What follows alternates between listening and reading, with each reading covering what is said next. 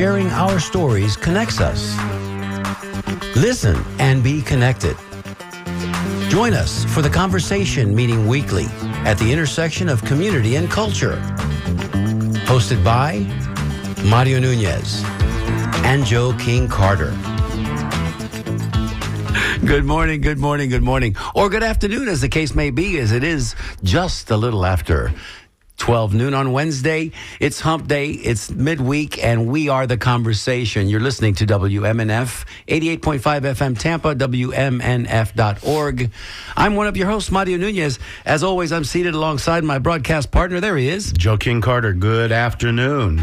And you Joe. always say good morning, and I understand it because it feels like we're here in the morning, doesn't it? Well, we are here in the morning. We get here in the morning hours. Yeah. And I still feel like it should be still morning, but technically, if we want to look at the clock, we have lapsed into the PM hours. And we start at the tippy top of the middle of the work week. That's and right. That's kind of a special place. So after we get done with this show, we're racing towards the weekend, y'all. There it That's is. how it goes. That's just how it goes. Hey, Joey, how was your week, man? Did you do anything fun and exciting? Always, because there's always a party going on in my head. But, yeah, it's been great. I think today's show on Midpoint with Shelley Reback was excellent about stress, because I think we're all going through something right now that's pretty intense. And we are in the middle of or approaching a constitutional crisis. And I think a lot of people are very stressed out about that. Imagine being a person who's living solely on your Social Security and you're not sure that it's going to be there for you. Yeah. So it's a tough time for folks. And you know, my advice to anybody out there is action is the way that you overcome depression and stress. So you know what? Just don't back away and say I'm checking out. Be involved at whatever you can do, wherever you can do, which is the heart and soul of WMNF. An action-based community. There you go, Joey. Brought it home right away. Community, I like that. There we go. Yeah. I like that about you, that you always round it out and bring it back home. And I was going to ask you this morning, are you at fear of being deported? Because apparently, we're there now. You know, Yes. you can be hooded, thrown in the black van, put on a C-130, and you end up somewhere in Central America with your head shaved.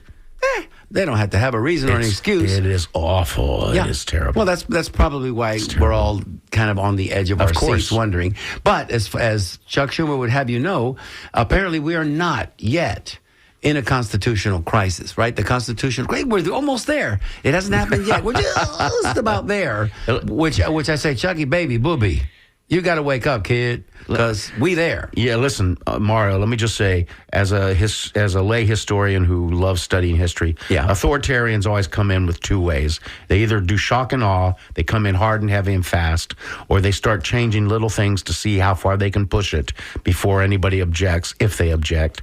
And then sometimes they use both, and we are in the middle of both. Agreed. And with that said, we hope that you guys are enjoying your week so far. We hope that this show today, The Conversation, will take you maybe a little bit away from some of that stress and angst, because we've got a wonderful guest in studio that we're going to introduce you to now. And as we continue to celebrate, which is our mission here at WMNF, Women's Month. Last week we were celebrating Black History. This month we're celebrating women. We want to thank Angela Birdsong, who was with us 2 weeks ago. Last week, it feels like yesterday. And then it feels like 10 years ago. Last week we had Liz Marcucci with us. Yes. It was wonderful. As we continue today, here we're going to celebrate another great woman. Another woman in our the Bay community Area. that's doing amazing things and is an amazing person. And by the way, Bring it I just home want for to us, say, Joey. I want to say that I started thinking about this. I bet you if we go back through the run of all of our guests, we've had more women than men on our show. I'm confident that's true. I won't disagree with you, partner. And I think that's there must be some reason for that. Because I feel like it's their time. I feel like we missed a golden opportunity to turn things around and push things in the right direction, or according to us anyway, in our humble opinions. And here we are with major setback. So, Right. yes, let's lean into Women's Month. Let's lean into celebrations. Absolutely. And today is no exception. Yes. So who's with us today, So Joey? we have with us the delightful Jennifer Chanley today. Hello. Hi, Good afternoon. Jennifer. It's a pleasure to be here. Thank you for having me. So what we do here, Jennifer, is, as you probably know, we explore personal narratives, and that way members of the community connect with members of the community. Yeah. And connection is everything. So let's talk just very briefly about sort of where you started in life. Oh, gosh. You'll have to be more specific than that. Well, where were In you art? born and where Where did you were grow you? up? There you go. Yeah. Let's start at the beginning. I'm born and raised in St. Petersburg, second gen. Yeah. Come on, Berg. Yeah. Wow. She's a burger. Yes, a burger. I a love burger. it. Love it. And so were your parents or grandparents from somewhere else, or you were a native that goes back a ways? Not that far. So my dad was born at Bayfront, where I was as well. My mom, born in Pittsburgh, but shortly after, like a year old, they moved down here. And my father's family moved from Tennessee. So. Oh, interesting. And I do have some Portuguese migration, and Have you done I'm some mutt. DNA? Have you done some yeah. Oh, gosh, Ancestry.com? I'm Greek, Baltic, Isn't that fun? Ashkenazi, Wow. but pretty much European. Wow. That's a mixture. Yeah. Huh? Well, we Yeah. all are. You know, I mean, Well, of we're course, we mutts. all are. We're all mutts. But- Yeah, I love it. Yeah. So, so you grew up in St. Pete, went to school at.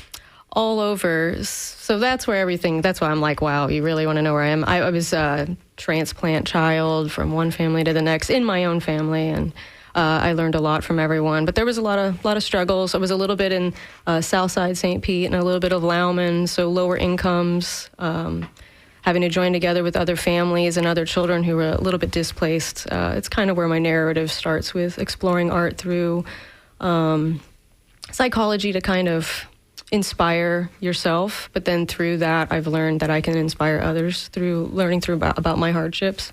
And your Excellent. art is spectacular, by the thank way. you, Did you realize early on in the dynamics of growing up in a family such as yours that that there was a struggle afoot?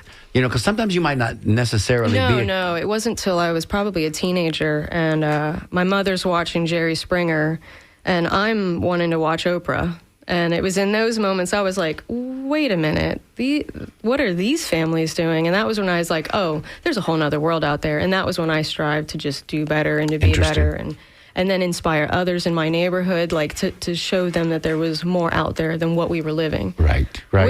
Which is when you come across the narrative of people that are scared to get out of their surroundings. And yeah. And there has to be a path out, and it can take different processes, and the creative process is Certainly one. Is Oh, one. yes. Yeah. And I'm an artist, and I know that what makes oftentimes a person who is an artist is that you want to get down to some core truth about life. That's what artists really are doing. I think if you're a good artist, you end up doing that by accident. Like if you don't Right. hold to this idea of a style, or if it's not a monetary thing, by doing art and doing it all the time, you just tend to learn how to put a little bit more of yourself. So my art, I didn't have an idea, this is what I'm going to do. It was more, I did art, and then I'm looking at it and I go, why did I do that? And it tells me the story of myself. And then by doing that, other people come and then they see it and they go, that's that connection between each other. They're like, oh, I get this. And it's Yeah. a different storyline for them, but it's still there because we all A struggle. lot of times, Joey, have you noticed? Excuse me. A lot of times, when we bring our guests in and we put them on the figurative couch, as we like to describe it, Right. and we start to kind of delve into early life situations, and then things get disclosed to us, more times than not, and it happened last week with Liz, it's not so much the how that gets discussed, but the why. And a lot of our guests that we interview share the same empathetic gene that Joe and I do. Artists always do. And then they have it in spades. But it's always about the why, man. It's always why. Why did I do that? Why is that happening? Why is this the way that turned out? And I just find that very fascinating. And you just, at the top of the show, not even 15 minutes in, alluded to it. Yeah. So that's great. There it is. Yeah. So we had not even revealed that you're an artist. You are a painter, among other things, and your art is really quite amazing, Spectacular. And so all of that is great. Now, having said that, before we get there though, and I'm sensing trauma in that childhood, and you're free here in the confines of our safe space to discuss that. So Nobody's listening. My point is, what happened after the teen? You sort of inferred that you started Oprah to feel Springer. this. Yeah, what happened in the teenage years, and where did you end up after that? Well, I just knew that, well, gosh, it didn't really just start getting better. I just knew that things weren't what they should be. But I was still a young girl that was looking for a home, basically. So I went after maybe a not so healthy relationship, but I was like, what's the goal? Oh, the cover Get of out of here. Parenting magazine, family, children, those people are happy. I went after that goal. And I love my children, but I started very young. My first kid I had at 18, and we were on the road, and it was a struggle, but they saved my life, because then I wasn't just living for me, I was living for them. And on the road means what? Oh, well, just, having to find a place to stay. And, we would lose a place. And I was, with this partner that was toxic, kind of ruins things, But I don't want to talk about that too much. Okay. But not that it's sensitive. It's just that I know that we could talk about so much more, because I don't want to be the struggle. I don't want it to be I'm a victim. It's about the success surviving. after, the surviving. And that's the narrative, There you because go. we all struggle. And if you know the details, it really doesn't. The details don't matter. It's about you got through it, and here's how we do it, and that's what I want the art to be. Absolutely. Keep in mind that anybody else out there who struggled will relate to your struggles if you describe them. So we needed to get through some of that first. Oh, for sure. And so, at what point then did you really? Aside from this conceptual idea that you were sort of seeing yourself as different, Yeah.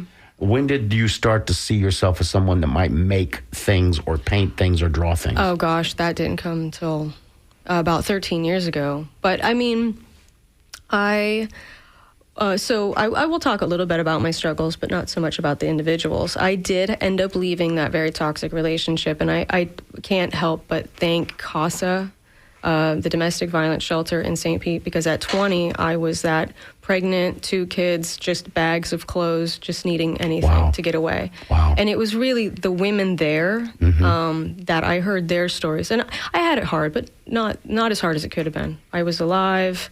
I didn't have scars and bruises. And there were people there that, I can't believe, they pulled themselves out of these scenarios, and they gave me strength. And I was like, if they're doing this, I can do this. Yes. And CASA was really wonderful about their outreach and women's support. We went to an art show, and the woman that was doing the art show... Let's do a bell for CASA.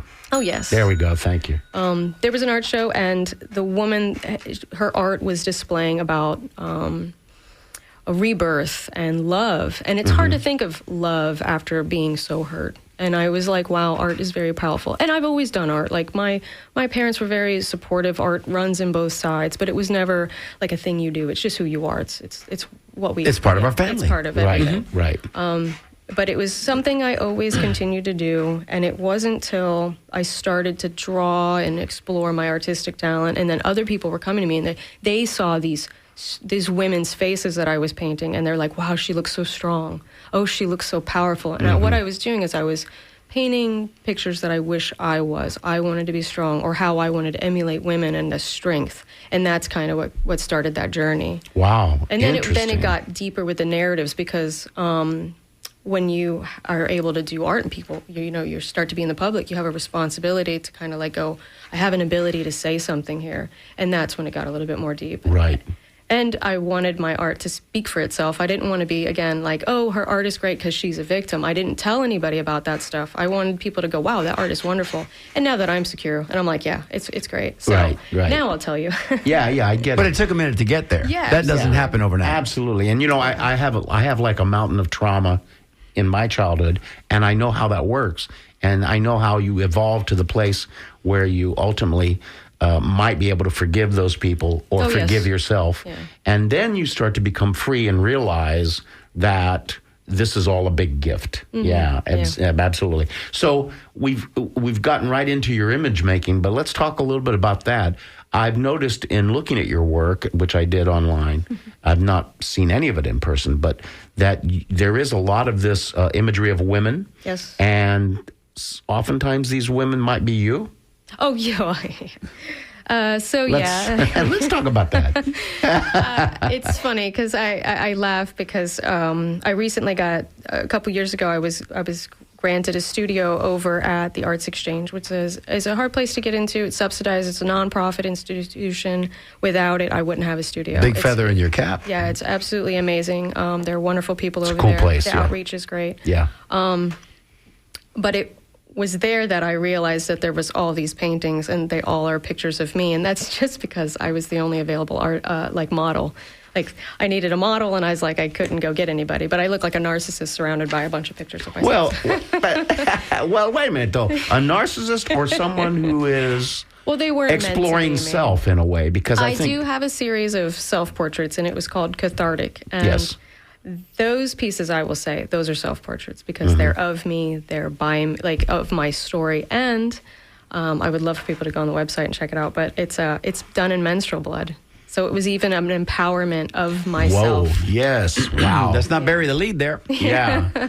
So, by the way, that's Can you give the website to us? yeah. It's Presently? JENIPHER, Jennifer, and my last name, Chandley, CHANDLEY.com. There you go. And so, folks, Jennifer is spelled with one N when you go to that webpage. Yeah, and an IPH. IPH. Jennifer, yeah. Jennifer.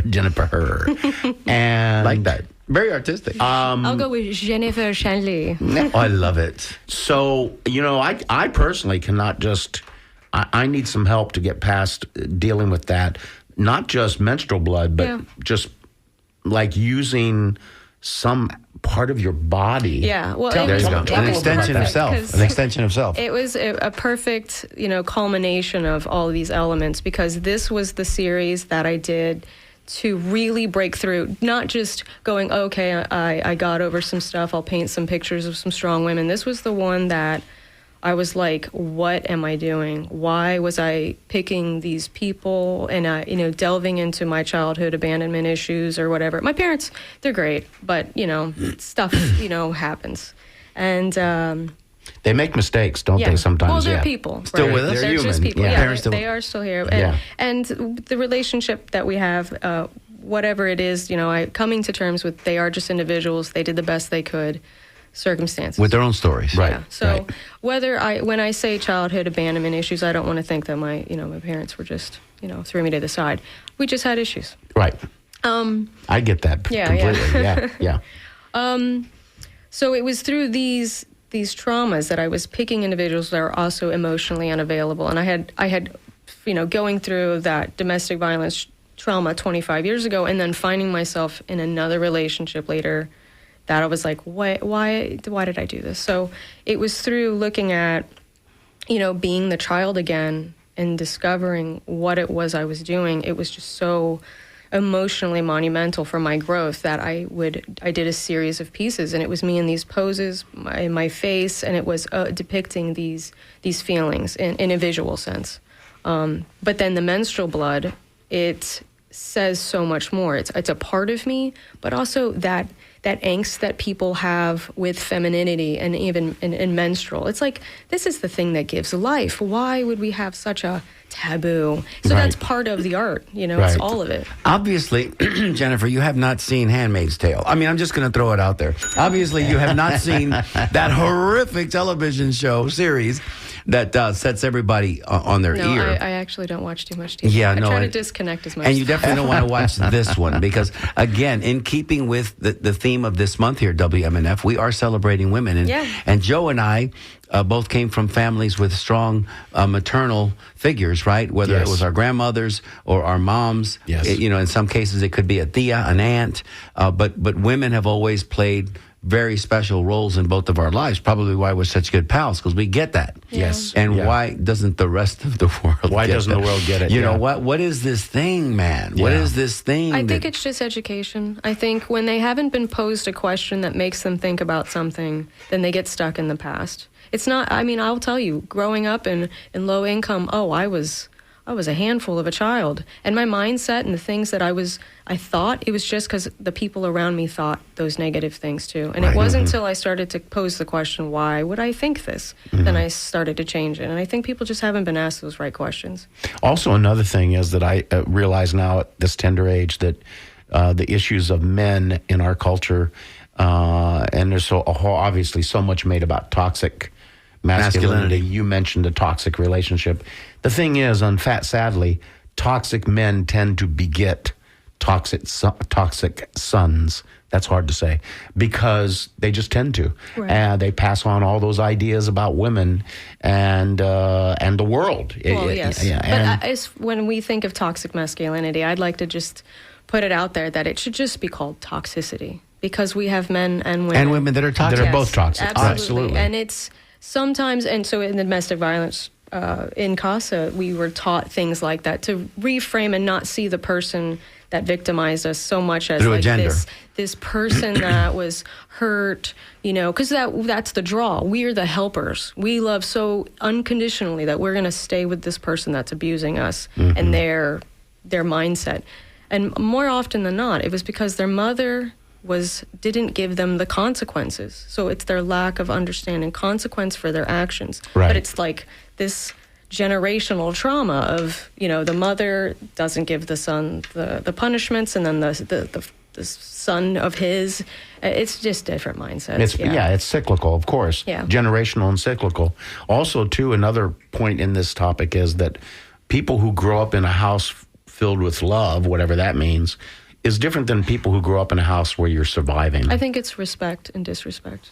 A Yes. house that's built with respect. And Yes. that's love. When you love someone, you show them respect. Right, exactly. And then there's homes that you're like, I can't believe that they would fight amongst each other and like vindictively try to sabotage one another. That's not family, and it's disrespect. And I think when we make it simple like that, it's a little bit more easy to understand. Great perspective. So let's go back in your history. Okay. You're starting to make artwork Yes. because you were affected by the art that you saw at CASA, correct? Yes. So it was many years later. I ended up, and again, from CASA, I went to the transitional living over at Haven in Clearwater, thankfully to them too. That's a 2-year program where they continue to try to take these women and kind of give them a footing so that they can be on their own. They give them the strength to not just go back to the same old habits of looking for someone to fix, really. And to know that they can do it on their own. Women, it's hard for them, one, to support one another, but then to think that that they can do it. Just the confidence, the confidence factor. I can and do then this. The struggle of, because most of us, we all had children at in these places, and I was just 21 at this point. With 2 at that time? Yeah, 2, and Wow. and then I was pregnant, so I had my youngest son at the Haven. And then, so it was there. Then I got stuck in, all right, I'm a mom. I went and I got my GED and I was doing everything I needed to, and I got a job and I got an apartment after that, so I was just in mom mode. And art was never, I heard starving artist. So art was not the career. That was like just the thing I do. It's for fun. I actually was a But you were doing it. Yeah, but for fun. But it was just something you did here and there. Nothing for other people. Maybe a gift here or there. I ended up just being a screen printer, which is still in the art field. Yes, it is. Very much so. I was doing T-shirts, but I was like the muscle. Like I'm the manual printer. I'm on an auto machine, and I was doing all that stuff because you're sweating in the warehouse. Oh my God. You're not drawing. I don't miss it. Right. Yeah, I did that for at least 18 years, and it wasn't till I guess it's been about 8 years now. I'm doing it full time as an artist. But so the art scene about 13 years ago in St. Pete is when I just needed a change. One, the economy had kind of took a crash. I had gone to college for graphic design and interior design. I got 2 degrees for that because the graphic design helped me with the screen printing. But with the economy, then it was like all the jobs were gone.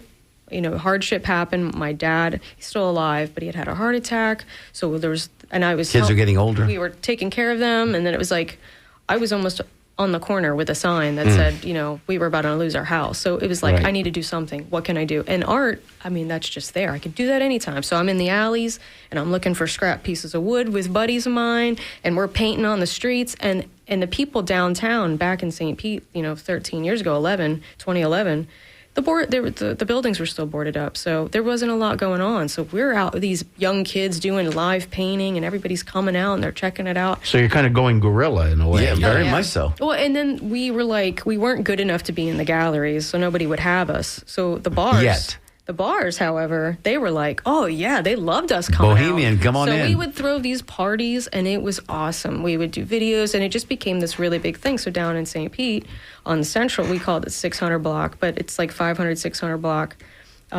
It's a big art scene, and it really fueled, everything started to happen. Then arts really started to kick up. And I think it really was because of all of us coming together. We all needed each other. And it was me doing that and needing to get out of the house and meet friends and meet positive people. Absolutely. Community. That was the big... Essentially, Joey, that was the big bang, as it were, for St. Pete and the art scene. Maybe that's what just got it over the hump and brought it into everybody's consciousness. Hey, this might be a good time for us to once again let you know who we are. And how do we do that? Hi, I'm Liz Marcucci, and you're listening to The Conversation with Mario Nunez and Joe King Carter on WMNF 88.5 FM, Tampa. If you'd like to join us here on The Conversation, please, if you have a question for Jennifer, if you wanted to share maybe some of your insight, if you have a story you'd like to share with us as it relates to the story we're telling here today, call us 813-239-9663. Send us a text 813-433-0885. You can always send us an email, dj@wmnf.org. We'd love to hear from you. By the way, community and art, that's an interesting concept. I have I happen to have an art history degree, and it's very funny. You said very often you see these shows that are put together in bars, and when you look at the era of the French Impressionists, they were doing these hangings from floor to ceiling in salons where they were drinking wine, Parisian salons. They're basically showing their art in bars. I mean, it's not a new thing, but the other thing about art history that tells us is that these movements, we call them movements, the abstract movement or the pop movement, but it's really a kind of community that is put together or comes together, one or the other. And community, I think, is really important in the arts in a lot of ways, and particularly visual arts, and it's very strong in St. Pete. Mm-hmm. Yeah, St. Pete has...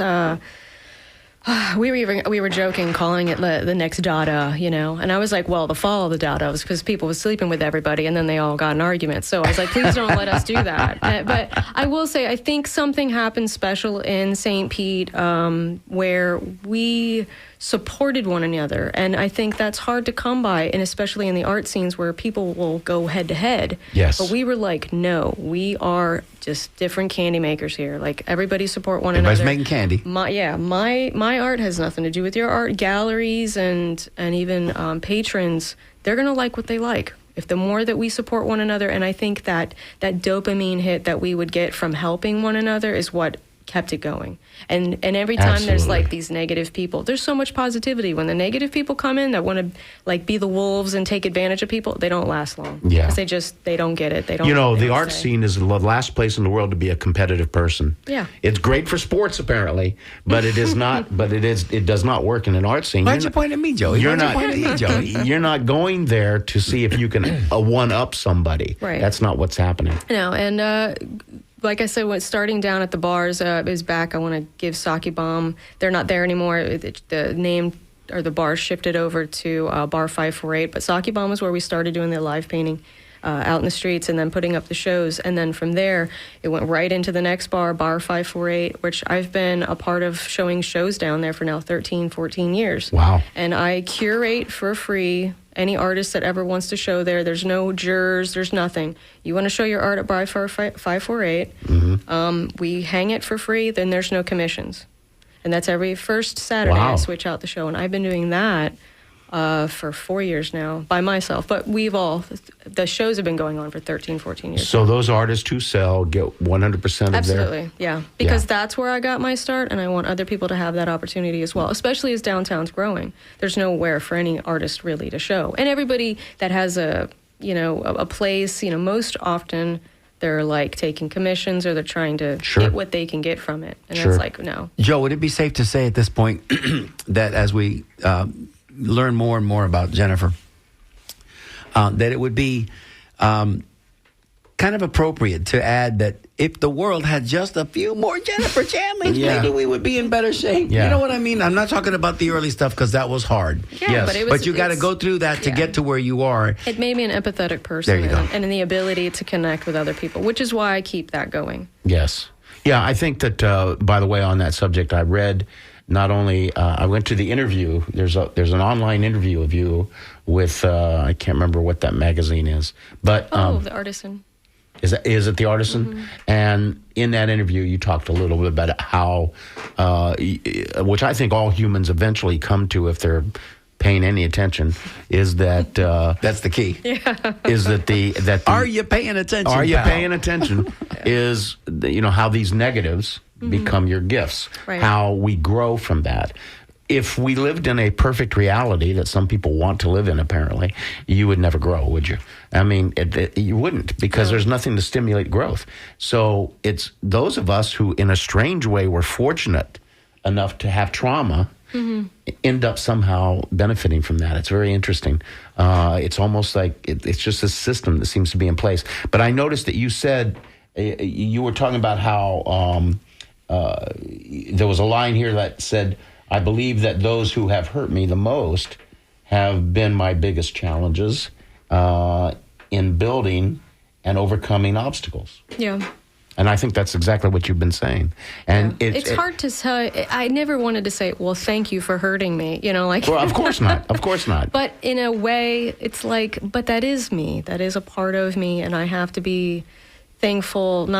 It's hard to say that like that. Yeah. I think it's I don't think thankful is the word. I think I should say to myself, Appreciative, maybe? you did a good job and for getting through it. At least, like looking for the positives. I got to just, you always have to look for the positives. Well, the way I see it, this is how I personally see it is, thank you for the gift you gave me. I forgive you for the mistakes you made. Yeah. And that's that. Because nobody's evil. Even those people we think are evil, they're just still people doing that are it. messed up. Yeah, they're just damaged. Usually it's low self-esteem and just Yeah. a hurt child Right, locked in an right. adult body.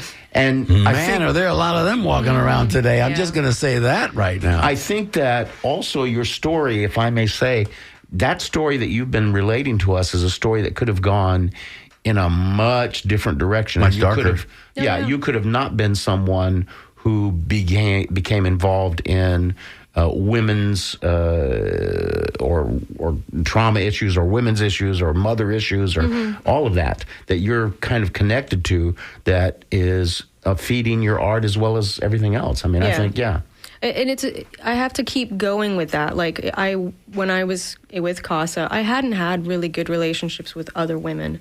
It was almost like you don't support one another. And I was thinking about that, where I think in lower income situations, the women don't necessarily support one another because they're scared if they do, then the other one might get something. They might get the survival. nice, It's survival of the nice fittest. guy that's going to take care of them. There you That go. was what I was always told. Oh, Sure. find a good guy. And I'm like, why don't you just tell me to find myself, But, so I had to struggle. That's a T-shirt. Yeah, I know. Find a good guy. Why don't you just tell me to find myself? There I'm you go. writing that down as we speak. So I know a good printer. I knew yeah, I know, right? I wasn't really good with other women, so I purposefully set out to learn how to have those relationships when I was 21. Hey, listen, yeah. we've got a caller, Oh, good. and I'd like to honor him for waiting for the time that he's been waiting. Jim, you're on the air. What say you, good sir? Well, thank you for having me. Just a discussion relating to art in St. Petersburg and kind of when it took off. And I had the privilege of being on city council for over 10 years.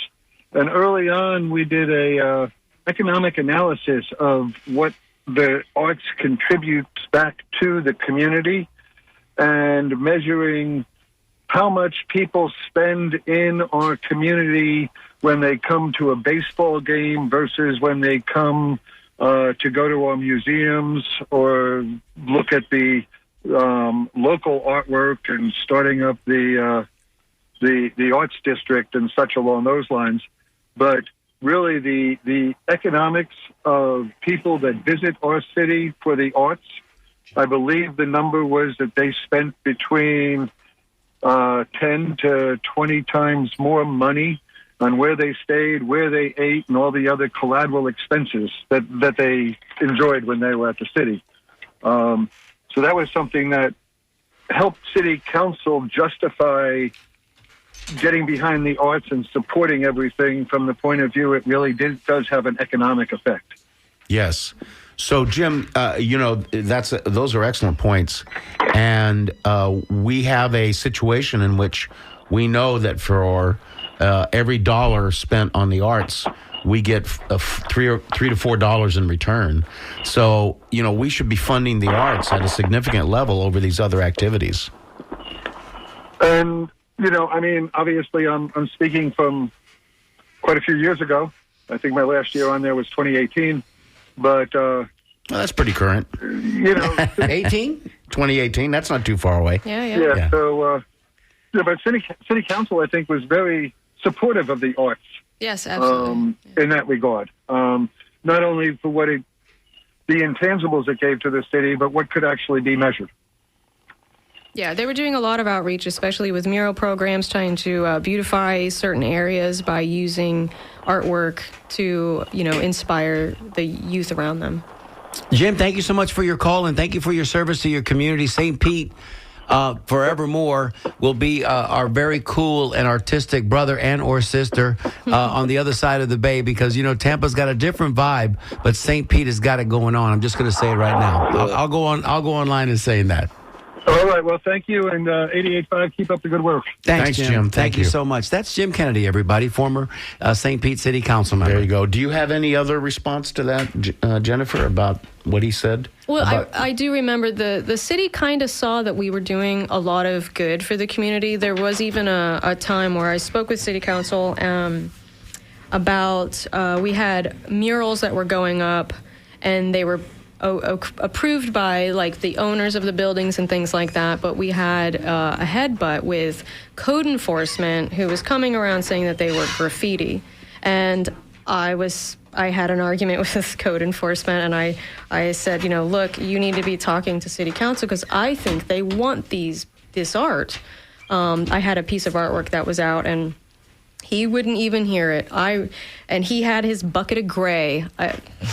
Yeah. His name is Charlie. And I said, Charlie, don't surf. And I remember I was like, look, just wait. I'm going to go down. The city council's just down the road, the city building. So for code enforcement. Right. I ran down to code enforcement. And I went in there and I'm like, who's code for who's, covering up murals? It's like the secret off building. It wasn't even a thing, so nobody could give me any answers, and I ran back over there, and I remember he looked at me, he saw me running through the alley, and he looks at me and he just pours the paint. I was like, this is ridiculous. So I even was going to do a thing where I did pink boxes, because then I videotaped Charlie covering up my pink boxes with his gray boxes. Nice. The gray boxes aren't any better. It's not even better. It's a box, so Charlie. It's a box. I got to speak with City Council, and forgive me for not remembering who was in charge of the arts district or the art program at the time, but I spoke with a city council member and her, and they even agreed that,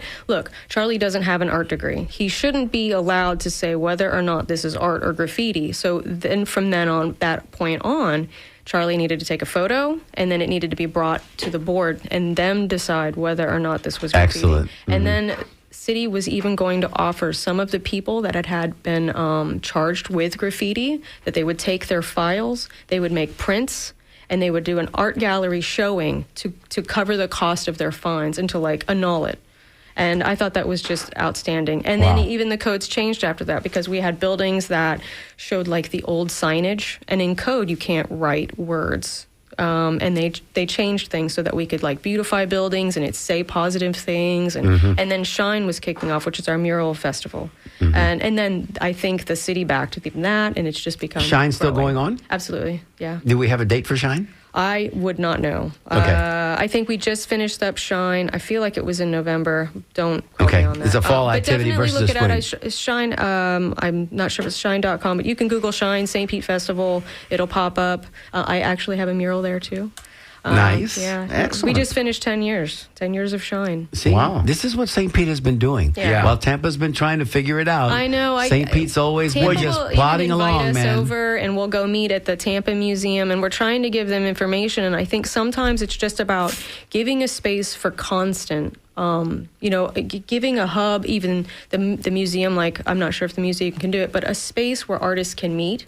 And if you have that constant enough, then the camaraderie comes. It's just because things fade in and out too frequently. Artists, when they're new, they start to get better, and then they get too busy. You need something that keeps it going, Yes. which is why I still keep. And it's doing also things. many art forms, unless it's performance art like dance or music or something, it's a singular activity. It's a alone activity, and writers and painters sometimes get used to, like, I'm kind of tucked away over here, and I had a professor in college who said the ultimate artist would like to have a garage door where they make their art, they push it out that garage door, and a week later a check comes back. And I'm not sure that's true, but the point is that you have to work on community. You have to be that kind of person that works on community. By the way, the Tampa art scene is different than the St. Pete art scene, but Tampa has done a much better job at getting murals out. We're getting a lot of murals now. Yes. And I work with the chamber. Which is exciting. I work with the chamber in Ybor City, and as a tourism consultant. And one of the things that I have come to realize is that there are people who travel the country doing mural tours. Oh yeah. Yeah, I mean they go to a city, they try to find out where all the murals are, and they go look at all of them. Mm-hmm. And so Tampa's kind of come up a little bit in that. We're both friends with Michelle Sawyer, who is Wonderful young artist. a wonderful artist, and I would love to see these two. I would love to see you and her work on a project They together. kind by the of- way. they- There's something similar about Yeah, them. that's what I see was gonna that. say. I see They give that. off the same vibe. Same kind of energy. Yeah. Yep. So anyway, yeah. Now, so you have murals up too, obviously as well. Yeah, I have a couple. Mainly, Shine. I was honored to be asked to do one. I don't normally do them, but they definitely pay the bills. So when they come my way, most of the times I'm doing them for schools. So it's like, yes, I will totally beautify a school. That's worth it. But I have to be like vigilant and focus on my goal, and that's like my fine art, to get to galleries and get patrons and get money. The root of all evil, but in this case, the root of all good. Well, it keeps me going. It keeps me doing it. It keeps you Absolutely. going, and it's also, I think, what something an artist comes to the realization of is that if you are, you probably, how do I say this? I had a friend who one time went to New York, and he got shot down pretty hard. That's a hard place. Oh, yeah. That's to go to New York City. This is many years ago, but they'll cut you up like razor blades. Absolutely. There. I've had 3 shows now in New York. My last show was a judge show where I got 3rd place. Excellent. Yeah, Good I'm for really you. honored with that. So I do want to say that was with the National Association of Women Artists, which is celebrating, I believe, its 186th year this year. They're an absolutely wonderful And organization. how did I saw that online, and it intrigued me. How did you come to be involved in that situation? It's a small world. So my studio mate across the hall from me, her name is Denise. She is the Florida chapter president for NAWA. And she said, I love your work. You got to do this. And I said, that was another moment I was like, yes, I need to do something with women. I'm not a member of too many. The Portrait Society of America, we have the Maury, and I have a few that I'm like, these are things important for me. So I was like, this is a group that I can be a part of something bigger. And if I'm going to do this, this is the one I want to do it with. So I was really fortunate to get accepted. And then, luckily, you get some shows in New York when you're a national member, and I'm a Florida chapter member too. So I will say we don't have too many chapters out there. So I encourage women to definitely In the look state at of that. Florida, we don't have too many chapters. Well, we have one in Florida, but the NAWA doesn't have many chapters in general. Gotcha. For the Throughout the nation. country, yeah. National. So. Yeah. Hey, we've got another call, guys. Oh, yeah. Can we take that call? And let's see what Simon, who calls us frequently in Lakeland, what Simon may have to say. Hey, Simon, thanks for calling. Hi, how you doing? I sculpt bronze, and I was fortunate enough to be in the Art Basel Oh, yeah. week of the show. I was in Miami Spectrum one year, and then the other year I was in Red Dot. I've got many artist friends. Oh, I thought you were. Okay. I worked it. They, with all due respect, they won't apply to Gasparilla recently because they're knowledgeable about the judges, and they knew who the judges were going to pick. And with all due respect, it was more, I'll be kind, more of a DEI selection of who won Best of Show and what have you. And art is very subjective. Art is speech. So how does the art of speech come out? You know, people would look at Trump as being Francis Bacon rather than Kamala Harris was Rothko. How do you get involved and get away from the nuances of how you pick some of the artists that you want to show? Great question, Simon. We'll ask our guest. And thank you, as always, for your insightful commentary. How do you do that? How do I pick artists? Or how is it done? What's the criteria? You said that you were curating. I know that you said that anybody could be there. Absolutely. I don't pick. You don't pick? No. If you want to be in it, you're in it. That's how it goes. Because my subjective... what criteria I is different from everybody. That's Absolutely. Right. That's and especially in a bar, you never know what you're going to get. And I want to offer everybody a chance, to have the voice. And I think that even if an artist is very novice and their work isn't very tight, being around other inspirational artists and having their work up and seeing other artists, I think that is where the growth starts. That's the inspiring part. Yeah. When I had my art, it was novice. It wasn't that great, but look where I am now. And I wouldn't be there if I wasn't surrounded by other hardworking artists. You learn from one another, and it pushes you. If my art's not selling, well, obviously I need to do something about that. So make it better. Right. Sometimes people need to be hard on themselves. It's not about there's not any buyers or there's nobody doing this. Look, if you're not getting into things and you're getting a lot of pushback, maybe you need to reevaluate what you're doing. We're businesses here. So if a carpenter's not really good at his job, he's not going to get any business. I need to be a better carpenter. Or find a new business. Yes. Because that's always the opportunity as well. I'm not singing, so. It's also hard, too, if you're making art and you're not academically trained at all. You started making art. I'm self-taught. Yeah, you're self-taught. And trying to find opportunities to show, because you can make art all day long in your studio, but if you never show it to anybody. So that's what I admire about that situation. If you want to make art your career, then you got to show it. That's right. And because if a tree falls in the woods and nobody's there to hear it, does it make a sound? I don't know, but perhaps our next caller, Nick, will have something to say about that. Nick, thanks for calling. You're in Tampa. What say you? How's it going, Mario? It's always wonderful to hear you all. And thank you for supporting and advocating arts all the time. In regards to the last caller, I think that if there's a way to showcase that art has a certain, can be blind, if we're able to look at art from a blind viewpoint instead of looking at it from, I don't know, sadly different kind of protocols that are making it so that there is more inclusion, which I'm all for, I think that there would be a nice equality where everyone's able to have sort of submitting their art to a larger factor of getting it out there without it being against certain guidelines from any kind of administration. And like you were just mentioning, too, I think that if artists don't share their art, a good colleague of mine that I make a lot of music with said, it's a sin. If you're not sharing it, it's not going to get out there, and people can't change their life from it. So I think if there's a way to have artists of all types of medium able to collaborate in an effective place, like they were mentioning, and having something at the museum, if there's more engagement and more places for these folks to create that camaraderie and create a calendar of things, I think more people who are not artists who go out and seek that kind of, creativity, if they can see where it's at and they can find out where to get to it, people have different schedules. Everyone's on a completely different clock most of the time. So if there's an opportunity for Tampa, and I'm working on a project that will hopefully support that, but to create a calendar that's seasonal and showcasing of all sorts of different art forms. And myself as a musician and a gardener, I produce art and organics through sustainability. So I'm constantly with the season and trying to find ways of integrating folks in the community around that. So I think if more folks can look at it from that ideal, I think that it'll not just be more accessible, but it'll be much more valuable. Because in the other comment y'all made, which I love, is that you're absolutely right. I feel like the arts as a whole of all the different mediums are creating such a larger economic output versus going to something like a sports game simply because I think there's more opportunity to go to different things. When you're at a stadium, you're just there, and there's no, moving to different parts of the city or different parts of the district. So having bolstered and economic support for the arts in my personal quest for life, absolutely essential. Nick, what an insightful call, my brother. What a Excellent. wonderful way to come to the Observation, close Nick. of our show. Thank you so much for calling. Yes. We do appreciate your call.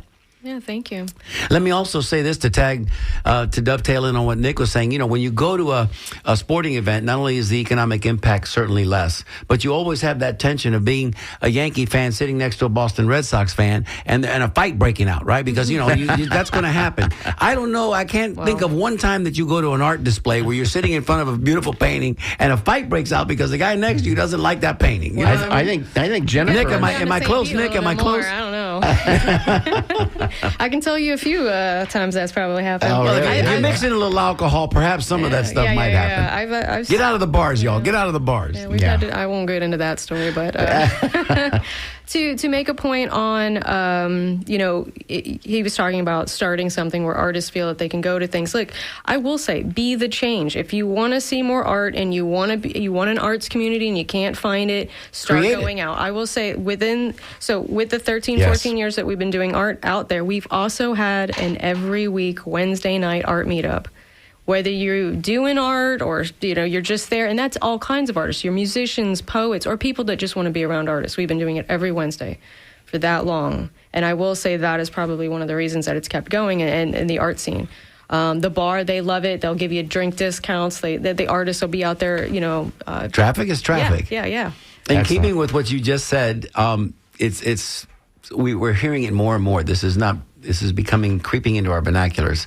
Women especially have to say that, look, if there's no seat for you at the table, build your own table. Absolutely. Make your own table. Create your own table. There were people that were like, hey, maybe the city can help us with this. Maybe these people can help us with this. I'm like, no, do it yourselves. You can get it together. You bring the group together. You pinch in a little bit of money, and you can rent a space that maybe the building is for sale. Just ask the landlord, hey, can I have it for the weekend? Throw an art party. There's tons of ways of doing this and spurring your own. People helping each other is always the way to build community. Yeah. And there's nothing more powerful. And this kind of goes all the way back to the very beginning conversation about politics. You got to be a part of it. You got to somehow do something that is going to contribute to that moment. You can't just sit around. Our democracy and our form of government is a full-on participatory sport. It's what it's supposed to be. If you're not doing something, then you're probably doing nothing, and that's right. not an option. And the same thing in the arts community. Do what you can. So obviously, Start where you are. I'm not big in the politics, but I can do what I can within the field that I'm in, Yes. making change where you can. Yes. And know that you're doing that, just as long as you're trying for the positive. Can we And to put that on educate. a T-shirt too? Yeah, I just want to see you I'm a print big a T-shirt T-shirt. fan. I'm a big T-shirt fan. Well, listen, that may be overall the reason that our paths crossed today. Generate Because some money, yeah. man, I have got a lot of ideas for some pretty cool T-shirts. I have a lot of ideas. If anybody's going to say anything about me, I'm always giving everybody great ideas for them. And we were going to do a tell me kind of group. You know what you should do. That was what it's called. You know what you should do? Because I always can tell somebody else what they should do, but I need somebody to tell me what I should be doing. Is there anything at this point, Jennifer, with just a couple of minutes left in the show? I can't believe it went that fast. Thank you to our callers today, all of whom were very insightful and thoughtful.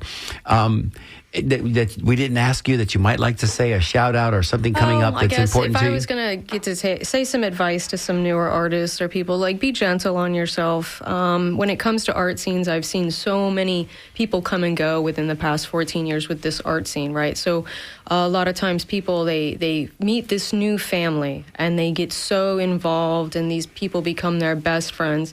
And then what sometimes ends up happening is that heads start to bud and then everybody thinks that they're outed and then there's like this whole, it's like high school. And I just want to say, look, don't worry about it. Just keep doing what you're doing. Everything settles. You're not losing your art family. It's all still there.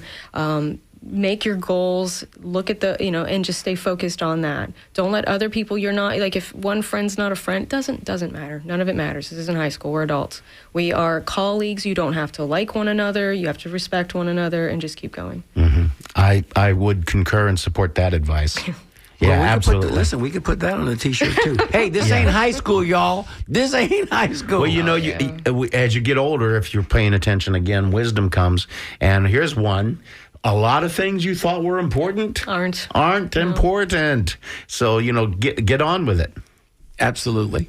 Who's Yes. coming up next, Joey? Oh, well, as always, I'd like to give special thanks to Jessica G., the OG, our board operator. She makes all this happen. And then Santiago. also, Santiago has been answering the phones, and he's done some work today, by the way. Yes, he has. And then coming up is the amazing Jim Bannon with the Governor of Grooves playing Disc for You today. Thank you, everybody, for listening today. We'll be here again next week, so stay tuned. The conversation will be at you Wednesday. Jennifer. Thank you. Thank you so much. JenniferChanley.com, everybody. Yes. We'll see you next week. This is WMNF Tampa.